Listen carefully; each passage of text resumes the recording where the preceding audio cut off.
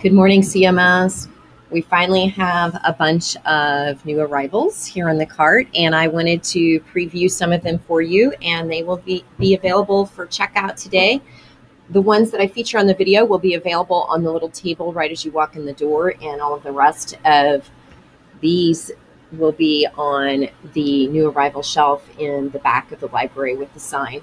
So let's talk about some of these new books. So this first one is The Eye of Minds. This is by James Dashner. A lot of you followed the Maze Runner series, so if you like his style of writing in the Maze Runner, you'll need to check out The Eye of Minds. I don't know a lot about it, except it has to do with a virtual world, hacking, and has a lot of suspense, much like his other novels. If you like the James Patterson series, I Am Funny, then here is a new edition, and this is called I Funny TV, a middle school story. So this has James Patterson's quirky style with middle schoolers. It includes graphics, some illustrations with the text. So if you follow those, this one will be available. We have several selections from the Orca Currents series, and these are small novels, and these are good for kids who don't really want to read because they're short and high interest, and you can actually finish a book and a story and really get into it. This one is, I'm just going to read a little bit from the back. Lenny is not surprised when her mom wakes her in the middle of the night and tells her to pack up her things, nor is she surprised when they end up in a filthy motel. But when she makes a friend who wants to know more about her life, she realizes she wants a different life, one that's less messed up. So we have 4 or 5 of these short novels by Orca. So if you're interested in finishing a short book, this would be good.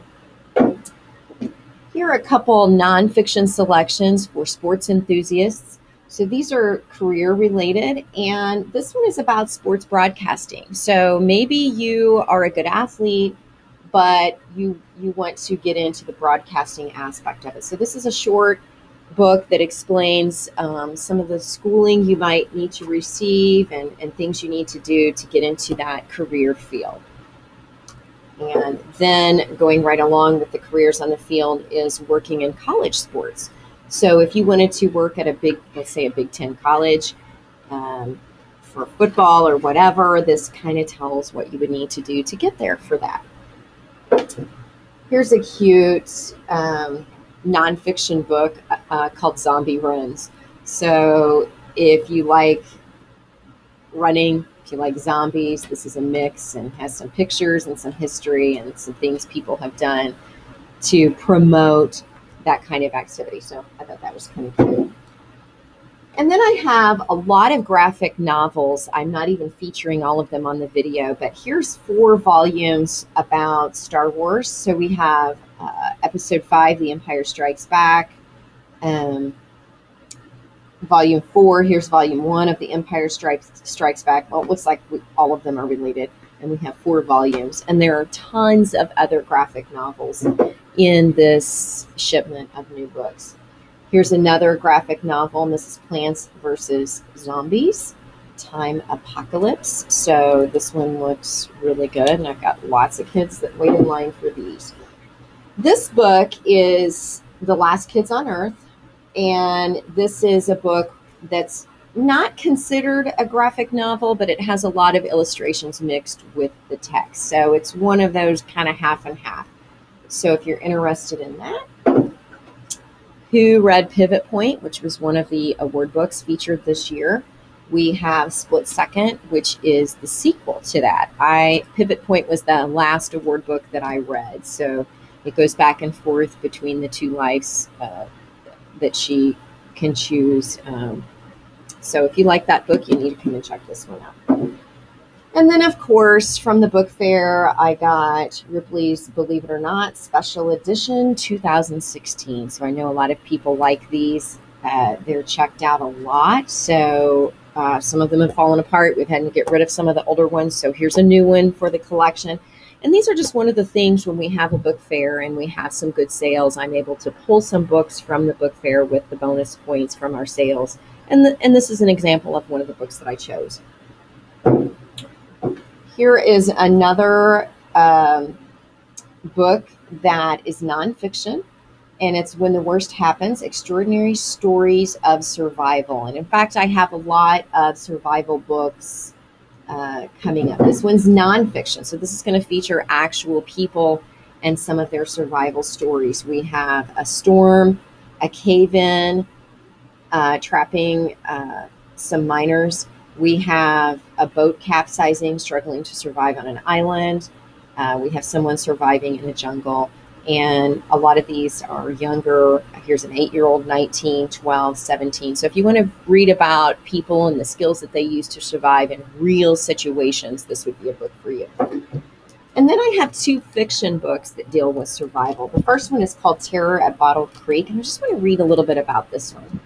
When his dad disappears, 13-year-old Court is caught in a battle against a Gulf Coast hurricane.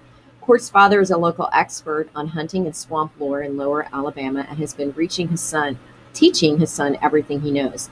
But when a deadly Category 3 storm makes landfall, Court must unexpectedly put all his skills and bravery to the test. One catastrophe seems to lead to another, leaving Court and 2 neighbor girls to face the storm as best they can.